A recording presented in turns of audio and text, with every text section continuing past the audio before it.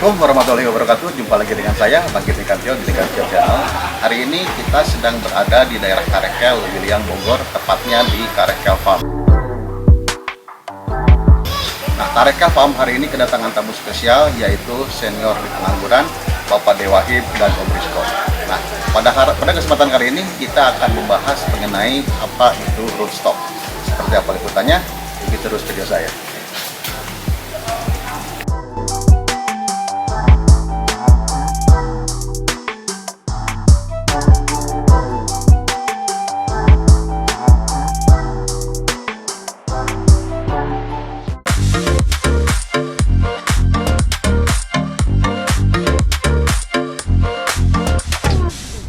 Bismillahirrahmanirrahim. Assalamualaikum warahmatullahi wabarakatuh. Yang saya hormati teman-teman para penggiat anggur, kebetulan hari ini kita sedang berada di daerah Karekel, tepatnya di daerah Lewiliang di Karekel Farm ya. Kebetulan di tengah-tengah kita sudah hadir pemilik dari Karekel Farm, Bapak Haji Ubaidillah. Kemudian kita juga alhamdulillah nih kedatangan para pendahulu khususnya dalam bidang pengangguran lah katakanlah, yaitu ada Pak Dewahib dan ada juga Om Rizko. Nah, pada kesempatan kali ini pun kita dari komunitas anggur Tangerang Selatan, kemudian ada juga dari komunitas anggur Jakarta, kemudian dari Depok, sama-sama hadir di sini untuk menimba ilmu terkait mengenai rootstock. Nah, mungkin sebagai pertanyaan pembuka dari saya mewakili teman-teman,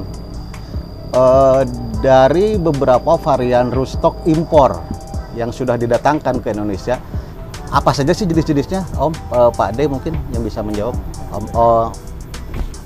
Om Rizko dulu ya. Jadi gini, kita niatnya kesini kan sharing aja, nggak usah formal. Jadi untuk varian rootstock itu yang udah ditanam mungkin ada sekitar 4-5 tahun. Ada Ramsey, Kober, Paulsen, Millardet 10114, sama Andros. Baru setelahnya kayak Dogrid 1110, 140 dan lainnya. Baik. Nah, di antara varian-varian impor yang tadi Om Rizko sebutkan, yang paling banyak dipakai dan paling adaptif dengan cuaca Indonesia apa aja sih, Om? Kalau untuk kita masuknya ke paling adaptif atau paling bagus di tanah Indonesia, kita kembali ke kontur tanah itu bagaimana. Kalau untuk salkrik paling bagus ada di Ramsey. Tapi kalau untuk tanah berlempung itu bisa pakai Kober atau saudaranya yaitu SO4 Teleki. Baik, terima kasih. Nah, barangkali ada teman-teman ada yang mau menyampaikan pertanyaannya dari KJ mungkin. Assalamualaikum warahmatullahi wabarakatuh. Menurut penuturan tadi yang disebutkan bahwa rootstock import itu kemungkinan besar sudah ditanam lebih dari ada yang 5 tahun. Berarti rootstock yang sekarang yang ada ini hanya sekedar istilahnya kena booming atau gimana itu? Jadi mungkin terkenalnya karena pengangguran ini kan mulai boomingnya, mulai meningkat lagi kan saat ini. Berarti rootstock itu pun juga hanya mengikuti boomingnya perangguran ini, atau memang ada lebih yang baru lagi? Mungkin saya coba bantu ya. Mungkin yang dimaksud Om ini, apakah penggunaan varian itu hanya lebih ke namanya yang keren atau apa? Atau karena tingkat kelangkaannya, atau tadi adaptasinya yang tinggi terhadap iklim Indonesia? Terima kasih, Om. Jadi gini, kalau untuk rootstock, kenapa kalau skala kebun itu kita pakai wajib rootstock? Satu, manfaatnya di situ kita udah untuk menanggulangi penyakit, terutama di nematoda. Terus kedua, itu nanti untuk pengiritan biaya, karena penyerapan nutrisinya lebih tinggi. Nah, soalnya kalau kita bandingkan yang notabene bukan rootstock, dia kena nematoda, berapa biaya yang dikeluarkan untuk penanganan nematoda. Jadi kalau untuk masalah boomingnya atau apa itu enggak. Silakan, untuk soal rootstock, kalau kita itu mendatangkan rootstock itu mulai 2015, bukan kemarin ini enggak. Mulai 2015 itu kita datangkan berbentuk bari root dari Mesir, bukan dari Ukraina. yang ada di Mesir itu antara lain SO4, kemudian Kober, kemudian Freedom, sama Salkret atau Ramsey. Nah, itu dulu sudah kita florkan di grup BDTA sebelum ada puluhan grup yang sekarang ini. Jadi grup-grup ini yang baru kan mulai 2018 ini banyak bermunculan grup. Dulu sudah kita florkan di BDTA, tapi nggak ada respon. Karena apa? Rata-rata seller, sehingga mereka nggak butuh RS. Yang penting laku itu. Kemudian kalau kita harus pakai RS. Karena apa? Indonesia kita itu harus edukasi untuk masyarakat Indonesia, jangan sampai kita termakan oleh seller. Sementara kepentingan sesaat ini harus kita tinggalkan dulu. Memang kita tuh nggak terlalu jual bibit kalau saya sendiri, malah kalah dengan yang baru. Karena RS itu kita datangkan, diantaranya ada yang di Kober, ada yang kita berikan sama teman-teman juga ada. Nah, kembangan. Nah, ternyata mengembangkan karena ada sisi lain ya yang Rostock ini, sehingga tidak terpakai eman-eman juga kalau untuk disambung dengan harga sekelas Bella. Itu bukan kok booming ini kita munculkan, enggak. Sebenarnya kita sudah lama mengedukasi. Mulai dari 2015 sampai 2018 kita mulai beradu argumen, bahkan kita juga sikat-sikatan di grup PTA, BDTA, TMA. Juga komunitas Mesir ada, dan kita juga punya konsultan teman lah ya kan, teman yang untuk sharing-sharing di Mesir itu mereka menggunakan Salkret itu untuk yang daerah-daerah tepi pesisir lah, pantai ya, karena ya salnya itu ya Salkret ya. Salkrik atau Ramsey. Nah, Ramsey itu sendiri kita dapatkan waktu kita itu beli varian antara lain Banati, Sibirio, terus Red Flame. Lah Banati itu apa? Banati ya Thompson ya Banati, atau juga Sultanina. Cuma di tempat saya mulai 2015 Thompson hanya PHP karena on road. Saya coba pakai Ramsey mati, pakai Kober mati, jadi putus untuk data karena meninggal. Nah, terus untuk kemudian kita konsultasi dengan konsultan yang kerjanya di Guimara, di Ara, itu kayak umpamanya Ramsey cocoknya untuk varietas seedless yang warna apa, itu ada semua di sana. Kayak umpamanya, wah maaf, saya mungkin lain kali datanya ada di HP yang saya cas, jadi nggak di HP ini, jadi ya kelupaan tadi makanya habis baterainya. Itu umpamanya kayak seperti ini ya, seperti Freedom ya. Itu cocoknya adalah untuk warna yang merah. Nah, ya mungkin di sana begitu, tapi di Indonesia bisa juga berbeda karena kontur tanah, kontur faktor iklim juga, mungkin juga faktor pupuk juga. Jadi kita nggak bisa langsung ini cocok ini, Freedom cocok ini, kata Pak Dewa cocoknya ini. Jangan langsung dimakan telan mentah-mentah, jangan. Kita saling belajar. Nggak ada yang senior. Saya katakan saya bukan senior. Ya mungkin ada yang baru setahun 2 tahun. Kita awal anggur, cuma kita itu ya nggak bisa ngatakan lah. Nah itu kalau yang Rostock itu memang kita datangkan dari Mesir, kita datangkan dari Italia, kita datangkan Kalau dari Ukraina, saya tidak pernah mendatangkan dari Ukraina. Yang Rostock loh ya. Tapi kalau yang dari Italia ada R140, R1110 ada. Rata-rata dari Mesir ya. Kober, Richter, Freedom. Yang kemarin ini saya juga ditawari Harmony. Cuma belum yang di teman kita yang di Suta belum berani membawa ya, jadi ya nggak kita bawa. Masalahnya karena pandemi. Oke, mungkin nah sementara Pak Ade sendiri tinggal di daerah mana? Saya di Tuban. Daerah Tuban. Dengan karakteristik tanah seperti apa sih Pak Ade, daerah Pak Ade? Kalau di tempat saya, tempatnya itu pasir tapi pindahan karena huruf dulu.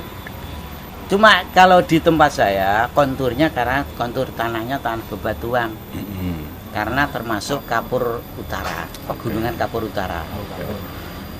Dan di sana kalau musim panas, wah ekstrim panasnya, bisa sampai 40. Nah, di daerah Tuban sendiri yang paling banyak dipakai untuk rooftoknya jadi siapa sendiri? Ya, untuk yang seller apa ya? Nah, sebagai penggiat lah yang sudah yang namanya kalau yang untuk table grip masih penelitian Pak. Terus terang. Kalau yang jual seller saya nggak tahu. Ya mungkin Bella, Yellow, Belgi, ada yang ini CN dan lain sebagainya. Nah dari situ kita bisa menyimpulkan bahwa dengan karakteristik daerah Tuban dengan menggunakan stok tadi berarti kan cocok gitu Pak muaranya ke sana nantinya kan ya. Masalahnya terus terang saya dapat ini Antum Royal itu juga Varirut. Saya tanyakan Antum Royal pakai katanya loh ya di sana itu Richter R110. Cuma karena nggak tumbuh ya kita nggak tahu apa betul dan tidaknya kita nggak tahu. Terus Superior juga pakai Kober karena langsung kita beli dari apa itu bukan penangkar dari pekebun. Ya mungkin kalau dari teman-teman Tangsel ini mau add silakan, termasuk antara lain Bapak Hasan Sorur bisa di add nanti dicari Hasan Soraur itu orang Mesir, itu pekebun termasuk di sana kata kalau sana itu muhandis insinyurnya, pekebunnya besar. Biasanya ENJ Hasan Surur setiap posting pakai watermark itu karena ya mungkin takut di download kita pakai itu apa kemudian itu kita coba di Tuban yang sudah asal dari sana yang seedless itu sering PHP, yang sudah berbuah itu Autumn Royal sama Crimson. Superior itu sudah segede segini, tapi sulit untuk dibuahkan. Tapi terus terang, saya tidak dijadikan patokan. Ya, maaf, saya tidak bisa dijadikan patokan karena saya merawat anggur itu tidak fokus. Kadang-kadang mau grafting, ada tamu minta buatkan stempel, akhirnya kering. Kita teruskan dulu ya. Nah, ini sebenarnya kalau Rostock ini pakarnya yang Om Rizko. Cuma saya hanya nambah-nambah aja apa yang saya dapat dari info dari luar ya. Kita sendiri juga masih tahap belajar. Untuk kita buka data ya. Untuk pengaruh Rostock yang kayak Paulsen, kayak Freedom. Lah, Freedom itu bisa all kayaknya kata si teman kita yang di Mesir ya. Semua varian table grape bisa disambung dengan Freedom. Ini kata mereka. Ataupun karakter tanahnya ya. Informasi dari sana. Entah yang di Indonesia seperti apa kita masih tahap belajar. Intinya di situ. Jangan kita patok Freedom katanya Dewaib cocok untuk semuanya. Ayo kita belajar bersama-sama menggali. Baik. Kemudian untuk Richter R110 itu sangat cocok untuk red dan black. Warna varian anggur yang warna merah dan hitam. Ini dari sumber dari sana loh ya. Ya. Kemudian yang Paulsen itu white dan green, termasuk kayak Thompson, terus early itu kan early sweet itu kan white. Kemudian ada lagi yang banyak lah yang white itu kan biasanya produknya paten. Mungkin di Guimara juga ada, di SNVL juga ada, di Sunwood juga ada. Itu. Jadi itu yang didapatkan dari Mesir. Kalau yang dari Itali, bocorannya dari Itali itu rata-rata, makanya harus kita bandingkan. Yang Itali rata-rata mereka pakai R140 sama R110. Lainnya bukan Miller Z, R110. Richter 100. Itu yang di Itali, yang kebun besar maupun kecil itu pakai itu. Perlu dicatat bahwa apa yang kita sebut tadi itu mestinya adalah kapasitas untuk kebun besar, bukan untuk skala hobi. Kalau skala hobi, on road oke.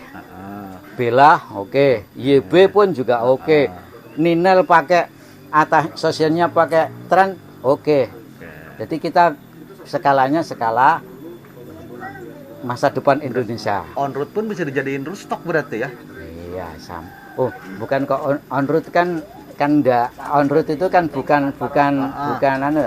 On road itu kan dari cutting langsung tumbuh sendiri ya, tanpa ada penopangnya kan namanya on road. Nah, kalau rostock Ninel pun kalau bisa, saya juga pernah membuat varian yang saya dapat dari Rusia. Yang dari Rusia itu yang katanya W itu saya grafting dengan Alison berbuah.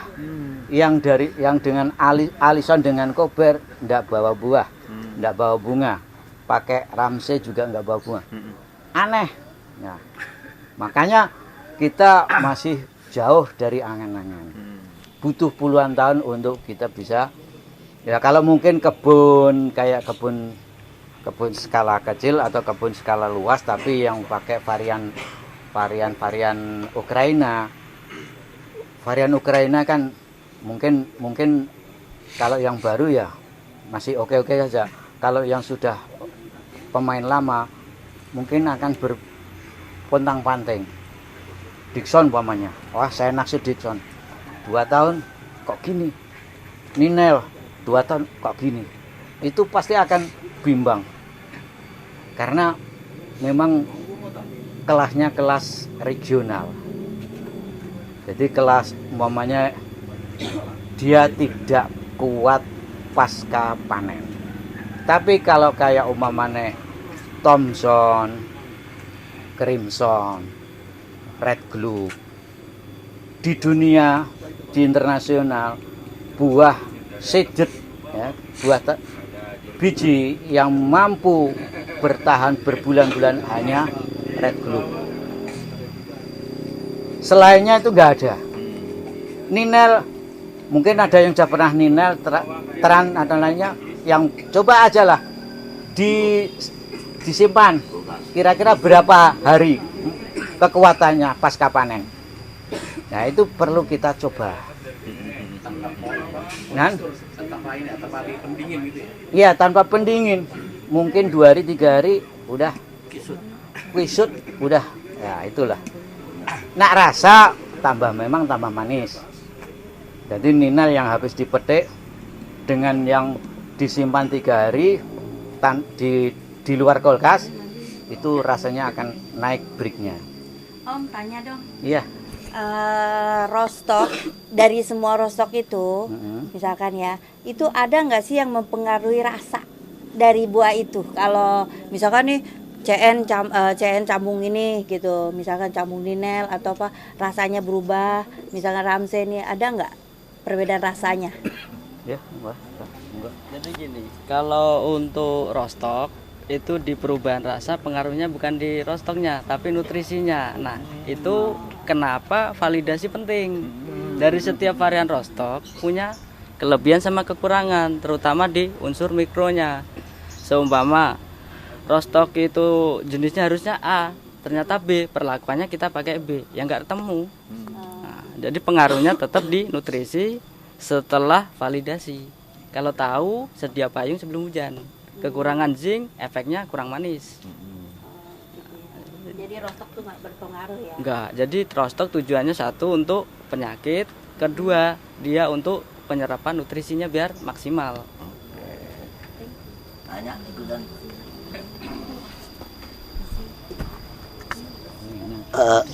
Numpang nanya Mas Rizko. Selama ini kan kami ini sebagai pelaku penggiat nanam anggur lah, bisa dibilang begitu, familiar sama Isabella, sama Red Master, sama YB, sama CBR mungkin. Yang sebagian orang nyebutnya itu lokal. Mungkin bisa ngejelasin. Makasih. Apakah itu termasuk roastok juga? Ya, Pak. Kedudukan RM dan Bella berarti Om.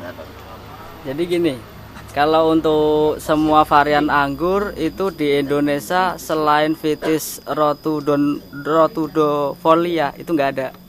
Itu asli habitat Indonesia, anggur hutan. Anggur hutan pun ada dua, ada yang ada bonggolnya, ada yang tidak.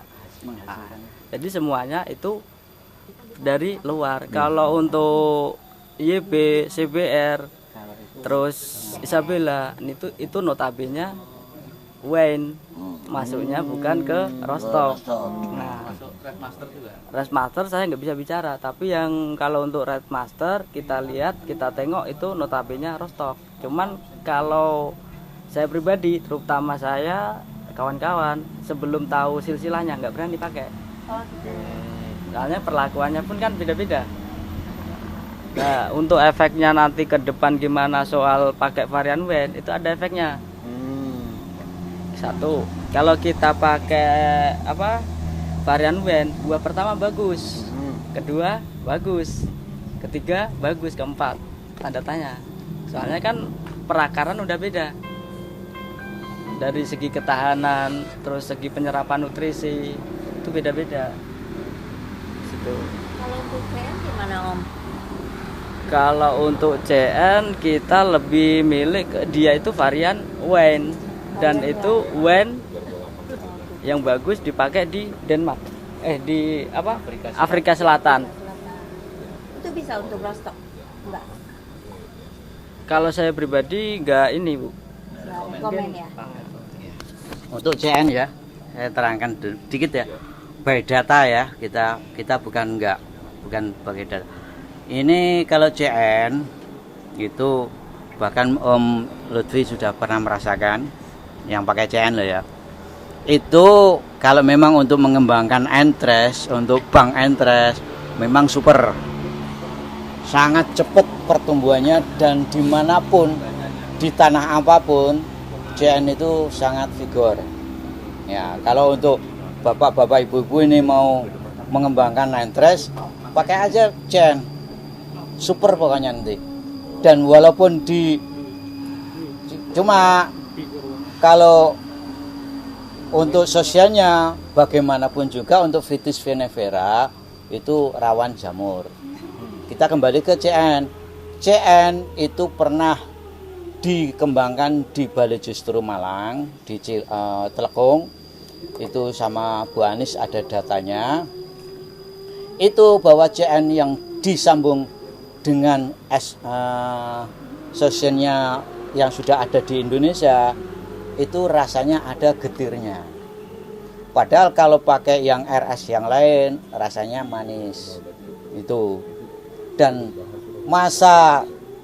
masaknya lebih panjang, lebih lama.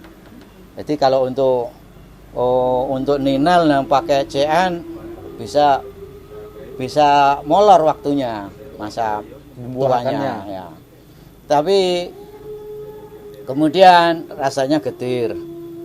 Dia variannya mestinya aslinya itu anggur liar dari Amerika. Cuma yang mengembangkan datanya itu hanya di Afrika Selatan untuk wine. Tapi mungkin bisa juga teman-teman kita daripada ribet-ribet pakai vinifera, pakai CN bisa, mungkin kapasitas untuk jus juga bisa. Kita belum ada yang mengembangkan itu. Mungkin Tangsel bisa mengembangkan CN, kebunnya CN semua, umpamanya itu dah. Buahnya diambil, dibuat jus. Nah, bisa. Manis berarti. Ya. Nah, Soal jus itu kan tingkat kemanisannya kan bisa Buahnya. kalau sudah tua, kalau warnanya sudah mulai kayak bela, sudah mulai keunguan, manis. Manis, kita sudah merasakan. CN itu pertama kali beredar juga dari Tuban. Dulu kita nggak tahu ini varian apa. Kita dapat dari tepi laut karena sangat vigor. Ini saya kira juga bela, tapi ternyata setelah saya klarifikasi, ada yang bilang ini Cleore Negra. Kemudian saya hunting ke Balai Justru, coba lihat pade daunnya. Oh ya, ini Cleore Negra. Tapi saya tidak merekom untuk dibuat roastok. Itu langsung Bu Anis. Ya. Kita memang ya sering komunikasi lah sama Balai Justru. Karena ya kita masih pemula, mereka milik pemerintah dan itu sudah banyak mengeluarkan varian-varian dari luar dan sudah dipatenkan di Indonesia termasuk Jan Etes dan lain sebagainya.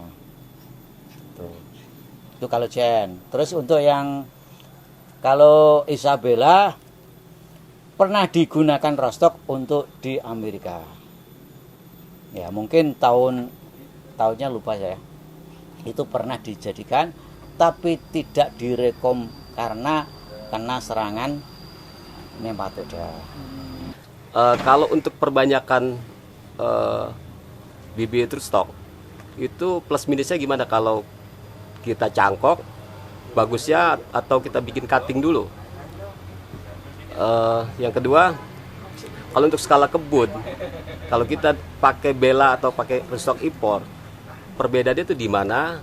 Kira-kira umur bela itu bisa berapa lama selain tadi 4 tahun itu dibanding kita pakai rootstock impor? Demikian. Ya, terima kasih Mas.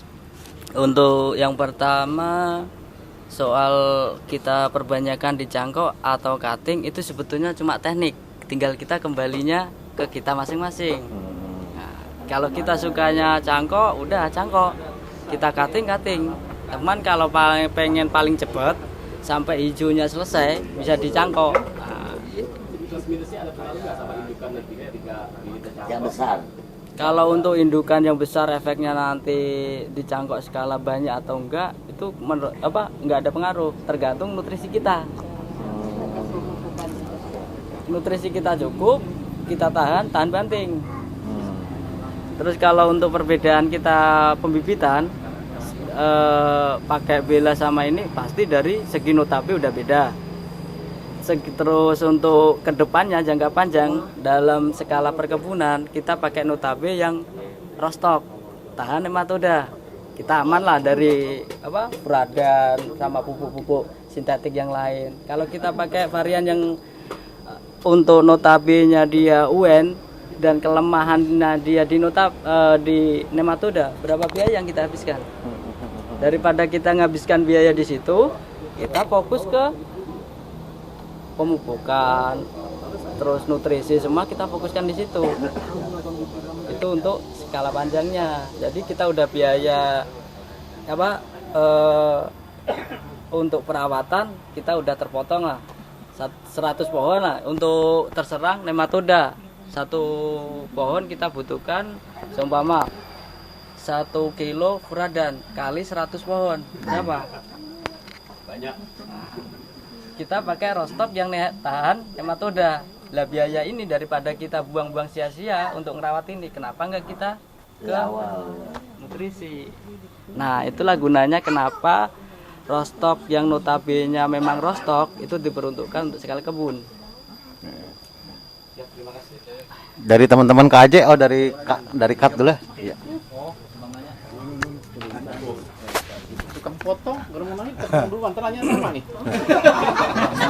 Ya, Assalamualaikum warahmatullahi wabarakatuh. Nama saya Fahmi. Saya petani apa aja lah gitu ya.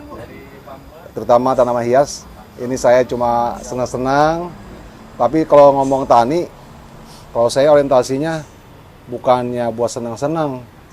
Saya berbuah, saya bisa jual buahnya, banyak buahnya, tahan lama, ya kan? Dan saya mau hitung harusnya saya nanam berapa pohon, berapa meter gitu ya. Yang saya bisa jual, bisa gaji anak-anak untuk yang kerja dan dapat untung gitu. Akhirnya saya berpikir bukan wisata lagi, saya berpikir jualan buah. Suplai buah ke pasar. Nah, to the point saja, karena saya juga kurang ngerti tentang anggur, saya pengen tahu Tangsel itu cocoknya apa rootstocknya. Satu. Yang kedua, saya baru dengar juga kalau anggur katanya 4 tahun katanya udah nggak berbuah lagi. Setahu saya di film itu batangnya segini-segini. Tahu gini nggak, lah? Oh gini loh. Nah, setahu saya itu batang gede-gede kok berbuah terus. Ini katanya nih ya, mohon maaf nih. Nah, tolong pilihkan untuk Tangsel kira-kira dengan tanah merah, agak kecoklatan, agak kepingan, agak kecoklatan, cocoknya apa? Biar kita ini jangan salah jalan, jangan sampai nanam baru setahun, baru berbuah 2 kali mati, ya kan? Awas kita lagi, Pak, mohon maaf nih Pak, saya juga ada tanggung jawab moral, kita lagi push Tangsel bagaimana dianggurkan, gitu kan? Tahu-tahu baru berbuah sekali 2 kali itu masyarakat yang pada nanem, sering banget tuh nyambung kan gitu. Baru 2 kali berbuah mati. Kan tanggung jawab moral kita juga. Gitu. Terima kasih. Wassalamualaikum warahmatullahi wabarakatuh. Boleh nama nggak? Nama dia mah. Sedikit kita ngobrol tentang Bapak tadi ya. Kenapa kok mati? Soal mati itu perawatan juga. Ya, kalau terus kemudian ada yang bilang segini, jangankan kok segini, sebohon ini, durian ini hidup. Kalau yang memang varian Lambrusca. Lambrusca itu apa itu ya? Ya, mungkin yang pemula ya tak. Anggur itu kan di bawah naungan Vitis ya. Vitis ada Vitis vinifera, Vitis Lambrusca, ada Vitis vinifera yang untuk rostock itu ada Birlianderi, Ruspistis, Campini dan lain sebagainya. Untuk yang atas ini kita ngomong yang atas atau yang bawah sama saja. Yang atas itu ada bisa juga pakai Lambrusca kayak seperti Bella itu Lambrusca. Orientasinya dia adalah wine, dominan wine daripada table grape gitu. Beda kalau Ninal adalah Vitis vinifera, Autumn Royal, Autumn Crispy, Thompson dan lain sebagainya. Bahkan ratusan, bahkan mungkin sudah ribuan yang ada di Indonesia yang kita impor dari Ukraina lewat pintu siapapun itu rata-rata adalah vinifera. Kayak Lorano, Ilaria, Dixon, semuanya itu Vitis vinifera. Dan itu rata-rata vinifera adalah untuk table grape, untuk meja. Karena untuk meja penyakitnya yang paling rawan jamur. Hanya itu saja. Ya. Tapi kalau Lambrusca kayak Pinot Noir, mungkin sudah dengar ya, Pinot Noir, Sauvignon dan lain sebagainya. Kita nggak hafal karena kita nggak suka mereka. Terus terang kita nggak suka karena itu wine, mau nggak mau kita harus membuat minuman. Dan minuman itu memabukkan. Dan itu kalau orientasi ke sana, wah kita mau memproduksi alkohol, memproduksi yang memabukkan, nggak usah. Kita cari yang apa itu table grape. Nah, Karena table grape bagaimanapun juga kendalanya satu jamur.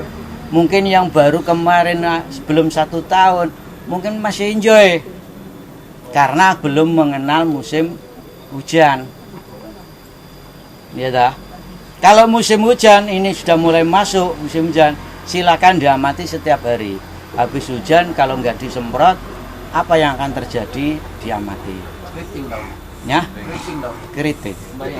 Dan itu rata-rata kena jamur. Jamurnya ada domildo. Nah, biasanya kalau di milde. Ya, mildo. Nah, dauni milde. Itu yang paling berat. Berarti akar ya? Bukan akar, daun. Kalau akar hanya cacing. Terus mungkin kepengaruh juga medianya karena ada pupuk kandang yang belum terfermentasi, bisa uret, bisa juga kumbang, bisa yang masuk ke dalam tanah. Itu. Rata-rata kalau cacing yang cacingnya cacing lokal sih untuk penyuburan. Tapi kalau sudah nematoda beda lagi. Nanti akarnya akan membentuk bintil-bintil. Dan itu sudah pasti nematoda. Sekalipun kamu dibersihkan, ditanam, tetap akan kena begitu lagi. Mau nggak mau harus buang. Ya, kalau sudah usia 10 tahun dibuang kan kasihan. Itu rata-rata yang kayak Ebela pernah terjadi seperti itu, maka untuk kapasitas kebun kita tidak sarankan. Ya kalau ada yang menyarankan ya monggo, itu hak masing-masing. Kalau kita untuk edukasi jangan saran, kita nggak menyarankan. Kalau yang disarankan ya minimal pakai yang vitis, Birlianderi, Puspis, Campini, terus apa satunya itu? Lupa saya. Riparia. Nah, itu notabene ada yang kuat anti nematoda, anti Phylloxera, terus dia menyerap zinc dan magnesium yang nanti dikirim ke buah, itu membuat rasa buah akan berbeda dengan on root. Itu. Maka kalau tadi saya sudah katakan kalau Freedom buah merah cocok karena suplai zincnya lebih tinggi. Jadi ini kapasitas kebun loh ya. Kalau kapasitas hobi ya, wah itu terserah lah. Kita ngomong yang skalanya skala besar. Kalau skala hobi di rumahan dalam pot atau di depan rumah cukup satu cabang, satu RS bisa dibuat cabangnya berpuluh-puluh bisa. Coba ya memang nggak efektif. Tuh.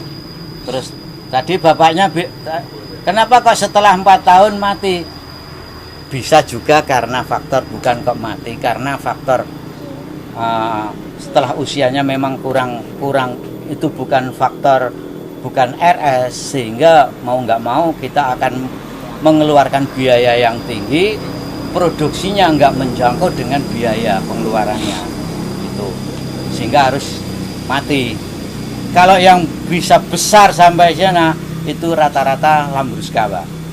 Biasanya nggak tinggi, hanya cuma sekitar segini, ya, 1 meter. Dan itu panennya pakai mesin semua. Kalau di luar sana, kalau di Indonesia nggak ada, belum ada kayaknya. Kalau wine di Indonesia sudah ada, Yellow Belgique. Yellow Belgique itu wine sebenarnya, tapi vinifera. Jadi vinifera tapi untuk wine. Wine-nya itu diproduksi besar-besaran itu mungkin masih sekarang itu masih di Bali itu di Buleleng. Yellow Belgique. YB itu deh. YB ya. Thomas Hatton. Itu kelas wine-nya kelas bintang 5 lah. Ya, lah kalau mau itu ya monggo. Mungkin kebunnya mending daripada Nina daripada tren yang kalau sudah masuk musim hujan sebentar lagi pusing karena jamur. Iya, sudah pasti itu, nggak bisa dihindari dan nggak mungkin, pasti itu untuk jamur. Kalau Vitis vinifera, contoh nanam tran, mondrop, apalagi buahnya ya hampir semuanya rata-rata mereka itu tidak tahan jamur. Pakai GA bagaimana? Apa solusi yang paling number one? Gimana menurut Bapak? Hah? Greenhouse. Apa itu satu-satu jalan? Enggak juga. Karena apa? Walaupun pakai greenhouse, tetap kita kena jamur. Kalau kita kelembapan di situ masih tinggi. Nah, itu. Cuma greenhouse itu untuk meminimalisir biaya. Mestinya setiap habis hujan disemprot atau 3 hari semprot fungisida. Toh tanaman itu kalau terlalu banyak menyerap fungisida untuk tubuh juga kurang bagus. Terima kasih. Assalamualaikum warahmatullahi wabarakatuh. Perkenalkan dulu, nama saya Totom. Ya, saya tinggal di Ciputat. Tommy. Saya sebenarnya mau nanya, cuma mendasar bener nih nanyanya gitu ya. Kan selama ini kita ribut RS gitu ya. Kalau kita tanam cuttingnya aja tumbuh nggak, bisa berbuah nggak gitu? Cutting apa nih? Misalnya jenis on-road ya. Iya, on-road gitu, kita langsung tanam gitu ya. Misalnya kita punya ninel, tanam ninel gitu ya. Itu bisa tumbuh berbuah atau enggak gitu. Soalnya kan selama ini orang itu bingung, wah kita harus grafting gitu ya. Kira-kira itu yang tanyaan mendasar gitu. Soalnya saya juga kadang-kadang banyak teman-teman yang nanyain gitu ya. Kalau cabangnya saya tanam tumbuh nggak? Saya bilang tumbuh aja, bilang gitu. Tapi nggak tahu berbuah atau enggak gitu. Jadi itu aja mungkin yang dari saya. Terima kasih. Assalamualaikum warahmatullahi wabarakatuh. Waalaikumsalam warahmatullahi. Jadi gini Pak, kalau untuk perbanyakan seperti grafting ataupun top walking itu hanya teknik untuk perbanyakan. Nah sekarang kalau kita nggak pakai teknik, mau nunggu perbanyakan kan kelamaan. Nah kalau untuk ditanamnya di on road, tanam cutting, tanam barrel root itu bisa sampai buah. Bisa. Lama atau enggak? Kalau kita tancap aja. Lama tidaknya tergantung dari perawatan sama dia genjah sama enggaknya. Dengan kondisi sama lah, perawatan sama, itu beda berapa lama gitu kira-kira? Enggak, kegenjahan dari tanaman itu sendiri pengaruh. Jenisnya. Nah, Jenis yang sama, ayo. Kalau dari jenis 2014 itu belinya Angelica, Ninel, Black Ovest, Bazena, Barelot ya? cutting semua. Itu saya tancap karena belum tahu ilmu grafting. Iya, belum tahu grafting. Jadi saya tancap pakai ini medianya. Pakai aqua glass pop itu loh, ice pop itu. Itu tumbuh dan membawa bunga. Itu yang pertama kali Ninel. Dan itu saya pacu dengan pupuk takut mati, saya potes. Itu yang Ninel. Terus Dixon 2016 juga dapat cutting di sana, berbunga dan berbuah sampai panen dalam bentuk cutting. Jadi kalau nanam cutting maupun pakai RS no problem, bisa berbuah semua. Kayaknya jangan diekspos.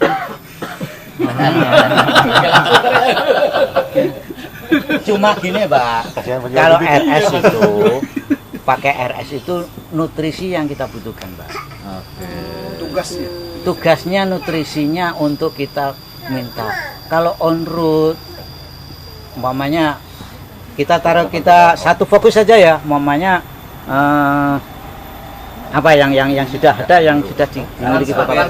Yang umum Tran ya, umpamanya Tran ini on road. Ya, dirinya sendiri ya on road dengan yang pakai RS Bela dengan yang pakai RS memang notabene RS ya, kayak umpamanya pakai kober. Kita pakai kober, ini pakai Bella, ini on road. Ini juga berbuah rasanya. Nah, untuk pakai daya tahan rostok, pakai rostok di grafting itu puluhan tahun. Puluhan tahun Iya. bisa ya? Bisa. Bisa sampai di atas 10 tahun nih. Bisa. Warisin aja untuk anak cucu. Iya. Dan itu untuk dikebunkan juga bisa ya, untuk dikebunkan Skala buat kebun. sampai skala Bisa. di atas 10 tahun. Bisa. Tadi variannya apa yang cocok? Untuk di daerah Tangerang makanya kita tengok satu udah validasi udah jelas. Kalau karakter tanahnya bagaimana? Kembalinya ke situ untuk memaksimalkan rostok itu sendiri. Karena dia punya habitat kesukaan yang mana nanti efeknya maksimal kualitas sama kuantitas. Kalau tanah merah itu bisa pakai dogrit, terutama tanah merahnya daerah bebatuan pegunungan. Kalau nggak gitu bisa pilih anak dari Berlande kayak Kober, terus Teleki, SO4. Cuman dari 3 ini untuk zinc itu yang paling bagus di Kobernya. Kenapa? Kalau zincnya itu tercukupi, dia nggak pernah stuck kecuali musim hujan. Sekali grafting udah jalan, cuman lambat. Kalau untuk daya tahannya dari ketiga itu ada di Teleki. Teleki 5C. T5C. T5C. Kalau untuk SO4 saya nggak berani nih. Jadi rekomen kober Bisa pakai dogrit, titis campininya bisa pakai dogrit sama pakai kober ataupun teleki. S4 bisa, tinggal pilih. RS-nya ya. Iya. Oke, Om, saya mau nanya lagi dong. Dengan table grape itu bebas. Atau yang tadi ada yang merah, ada yang hitam. Nah, Kalau bebas nanti ini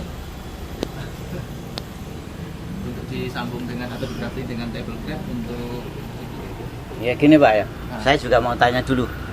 Orientasinya hobi apa kebun? dua-duanya Pak. Dua-duanya. Hobi dan kebun. Hobi dan kebun. Ya. Kalau ke hobi bisa on road juga bisa, pakai Bella juga bisa. Karena apa? Hanya sekedar kesukaan. Mungkin 2 tahun sudah bisa ganti. Ini karena hobi kan ya. Nah, tapi kalau skala kebun orientasinya tidak hanya 1 tahun, 2 tahun, 3 tahun, 4 tahun, tapi bisa permanen bahkan untuk anak cucu. Ya. Karena anggur itu bisa seumur 100 tahun. Gitu. Tapi rata-rata yang sampai 100 tahun, 200 tahun itu rata-rata Lambrusca white. Gitu. Karena ya memang tahan jamur gitu. Lambrusca itu sendiri familinya ya, nanti ada Lambrusca itu apa ya? Kayak apa ya? daunnya ya Isabella rata-rata. Rata-rata Lambrusca itu adalah mayoritas untuk wine. Hanya itu saja. Kan ada 3. Varietas untuk rostok. Rostok itu nanti ada Riparia, Birlanderi, terus Pistis, Campini dan lain sebagainya. Ya. Dan anak-anaknya juga. Terus yang vinifera ya kayak termasuk produk Sunwood itu yang seedless, rata-rata seedless, Red Globe. Terus produknya Guimara ada Ara Series, terus produk SNPL ada Timco, ada Allison, ada Ivory, ada Segin dan lain sebagainya. Terus IFG ada ini Antom Crispy dan lain sebagainya. Kita nggak hafal banget banyak. Kalau yang Ukraina yang kita datangkan 100% itu vinifera. Saya mau tanya lagi nih. Arah itu sampai berapa Pak? Hah? Arah itu sampai berapa? Ya, Ara itu yang baru dirilis loh ya, yang baru dirilis di Brazil maupun di Italia maupun di Afrika Selatan itu 32, 29, 10, 14 berapa lagi lupa? Bukan 15 sudah lama. Kalau di India 15 baru sekitar 2 tahun yang lalu. Ya mungkin bisa ditanyakan sama siapa lupa. Sanakri. Sanakri itu orang India sebagai owner, ditunjuk Bu Himara untuk ownernya ARA. Kalau ARA dari India ada bermacam-macam, saya nggak tahu saya. Terus terang saya nggak berani komen. Terus koleksi di tempat Pak D dan di Om Riko varian apa aja yang sekarang ada? Sekarang varian saya itu tinggal entah berapa ya. Variannya rata-rata variannya Yang table grab Pak D? Table grab yang new yang belum beredar. Pakai di stok apa? Semuanya pakai on road masih dari negara sana ya. Belinya dari cutting. Yang pakai di sana itu yang pakai rostock itu ada 2 itu varian Albania miliknya bukan milik Albania, milik Turki aslinya itu. Hafiz Ali itu, Hafiz Ali sama tas ekuk itu pakai rostock, tapi kita masih penelitian belum berbuah di tempat saya. Jadi semua yang ada di tempat saya itu sekarang tinggal entah berapa ya, tinggal DP, Dubas Keeping, Everest, Fiesta, Banana, Memory Surgion, Banyak. apa itu, MF, Manicure Finger, Beautiful Finger itu dari Rusia, terus Autumn King, Autumn Crispy, Autumn Royal, terus ada Svetlana sudah kita eliminasi, Tenzan dari Rusia juga kita eliminasi karena sulit kita buahkan. Tapi kemarin mau tak eliminasi yang Tenzan itu eman-eman, jadi sekarang tak sambung sama The Great. Entah nanti kelanjutannya bagaimana, sebab di tempat saya sudah mulai 2018 di tempat saya, tapi nggak setiap musim hujan jadi segini lagi, kemarau naik, musim hujan segini lagi itu. Kena jamur karena kita nggak ngerawat. Jadi ada yang pakai on road, ada yang pakai rootstock berarti ya, yang tadi Pak D sebutkan itu. Baru on road. Ya kalau on road yang tempat saya juga sudah banyak berbuah juga. Ini apa? Everest juga berbuah, Fiesta juga berbuah, Landis juga berbuah, pakai rastoknya kober. Karena kita miliki dulu itu kober, yang Kathleen juga kober, itu buahnya juga manis. Entah kalau masa kita nggak punya pembanding, di tempat saya katakan manis karena sampai kemarin itu yang masih belum rilis itu nyampe 32 break. Itu. Ini kayaknya dari pembicaraan kita hari ini yang sering disebut terus stoknya jenis kober berarti ya. Iya, yang sering disebut. Ya. Karena pertama kali yang kita punya kober. Nah, kayak Millardet kayak itu kan masih baru. Apalagi kalau sudah bilang R140 masih anak, masih bayi, jadi belum bisa kita katakan. Ya.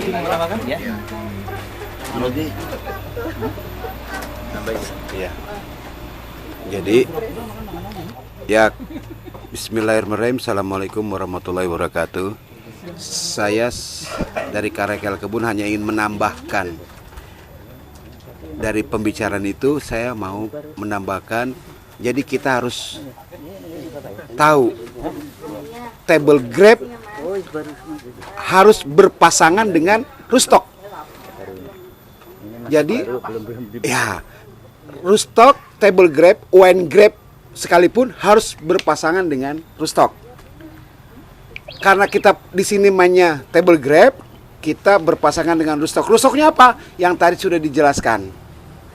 Intinya cuma satu. Table grape tugasnya membuahkan, terima nutrisi dari bawah.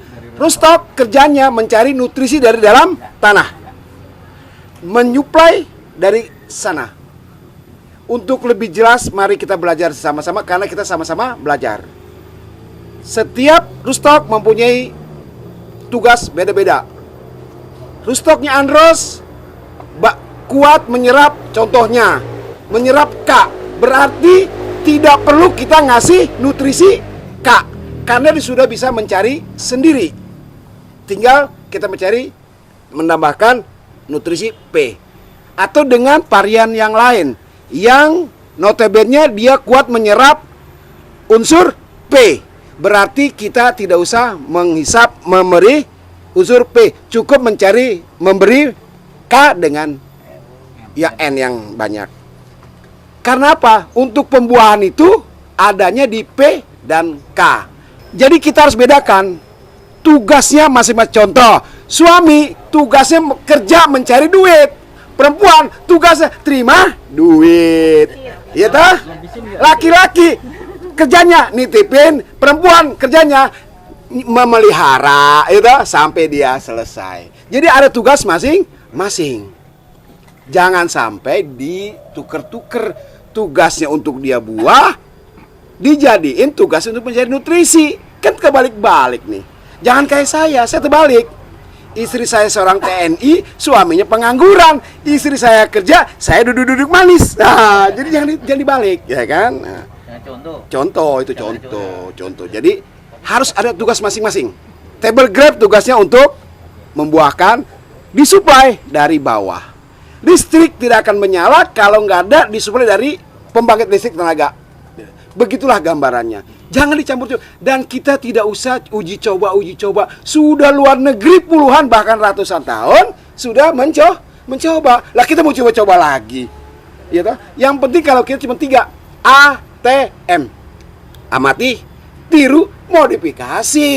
Udah itu aja. Kalau menurut versi saya. Jadi ngapain kita pusing-pusing begini? Nah, sedangkan rusuk apa yang cocok?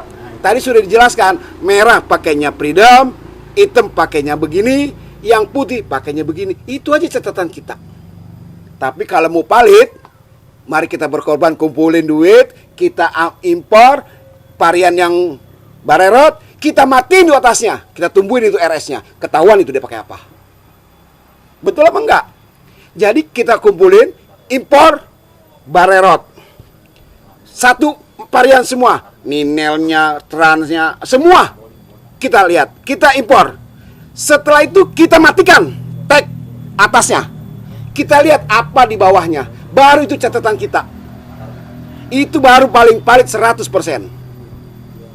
Kalau menurut analisa saya begitu doang. Cuman kalau sendiri kan capek juga ya.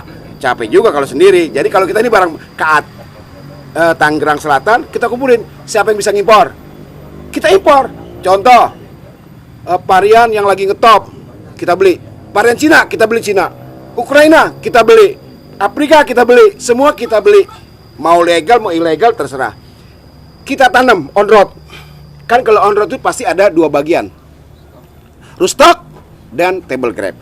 Kita tanam. Setelah udah gede, kita potong. Entries-nya kita grafting. RS-nya baru kita lihat. Teng! Tumbuh dia pasti. Akan kelihatan. Oh, Kober. Oh, Rugeri. Oh, Teleki. Oh, Paulsen 1103. Oh, Andros. Baru ketahuan. Betul apa enggak? Saya kira itu saja penambahan dari saya. Kurang lebihnya mohon maaf. Saya terlalu semangat soalnya. Iya. Karena saya nggak nanem table grape. Jadi apa yang mau dipajangin? Loh, orang nanamnya RS. Nggak bisa dipajangin. Nggak ada yang dilihat. Oh, posisi dilihat. Nggak ada. Jadi bingung saya juga mau pamer. Sebenarnya saya mau pamer, tapi nggak bisa mau pamer. Akhirnya saya pamernya jualan bibit aja dah. Jualan Rostock. Nah, gitu saja. Terima kasih. Terima kasih, Pak. Ya. Dari mau ini minta informasi mengenai varian Paulsen tadi. Mas itu. Paulsen. Maksudnya informasi IRS Paulsen itu kayak gimana ini? Nah, banyak juga beredar nih teman-teman, sebagian juga kan menjadikan Rostock ya. Paulsen. Menurut gimana? Apakah memang cocok dijadikan Rostock untuk table grape yang kita di Indonesia? Banyak yang PGP soalnya. Jadi gini, Paulsen itu memang notabene Rostock. Bapak ibunya siapa? Rupestri sama Belandieri. Ya, itu saudara dari Richter 1110, 140 Ruggeri, itu satu saudara. Cuman di situ ada perbedaan. Kalau untuk digunakannya untuk rostock ya tepat. Cuman penempatannya di mana? Dia suka paling di tanah lempung dan subur. Jadi intinya rostock itu tergantung tempat aja ya. Tergantung tempat. Tapi polsan itu masuknya struktur tanahnya yang lempung. Yang lempung Iya, sama subur. yang lempung. Lempung Berarti dan ini ya. iya, yang lempung dan subur maksimal. Tangsel masuk tuh. Tangsel. Lempung nggak? Apa merah? Merah lempung. Pak, nih saya lihat-lihat dari grup-grup, dari Facebook dan lain-lain. Saya lihat kebanyakan tuh DPL-nya di bawah 500 ya. Iya. Bagus-bagus, pada terbuat gitu. Ada nggak kira-kira yang memang cocok untuk yang 1000 DPL dari permukaan laut? Tinggi, ketinggian ada tempat di Gunung Buder itu 1000 ya. MDPL. Untuk varian Yang cocok apa untuk yang Rostoknya. rostoknya. Nah, untuk rostok itu kembali kita ke tanah itu sendiri, Pak. Contohnya kalau pegunungan itu berkapur, contohnya kita cari varian yang rostok tahan sama kondisi kapur. Jadi nggak pengaruh sama DPL. Iya. Enggak. Berarti yang mempengaruhi bukan MDPL tapi struktur tanah ya. Untuk memaksimalkan untuk apa nanti nutrisinya itu sendiri. Tanya lagi lah mungkin Mas. Tanya lagi. Untuk varian-varian anggur entah dicampur rostock dengan jenis apapun dengan table grape, rekomen mana? Dataran rendah apa dataran tinggi? Begitu yang tadi Pade. Jadi Untuk gini. anggur nih. Kalau untuk anggur kita larinya ke table grape. Untuk dari yang udah, Pak, ya sebetulnya bukan ini ranah saya. Tapi yang udah kita kemarin praktek di Batam. Batam itu jarak dari laut paling 10 menit udah nyampe laut. Di situ lebih tahan. Nah, dibanding dari yang di rumah di Nganjuk, jauh dari laut. Soalnya ternyata perbedaannya cuma di iklim. Nganjuk sendiri iklimnya sejuk ya. Dia kalau musim angin. Cuman kan jauh dari laut. Tadi bapaknya ada yang bilang yang 1000 DPL ya. MDPL. Saya belum pernah mendapatkan. Hah? Mendingan enggak ya. Mas, Yang 1000 DPL itu saya baca-baca dimanapun nggak ada anggur ditanam di atas itu. Contoh di Malang yang di bumi kita sendiri itu nggak ada di Malang anggur kecuali hanya penghobi. Ya maksudnya dari Balesistro loh ya. Kalau penghobi no problem kita. Masalahnya itu pribadi masing-masing.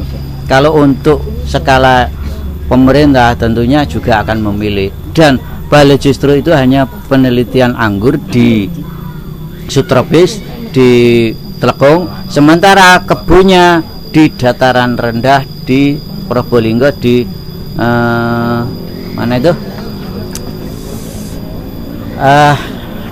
agak ke utara, jadi hampir dekat dengan pantai Banjarsari.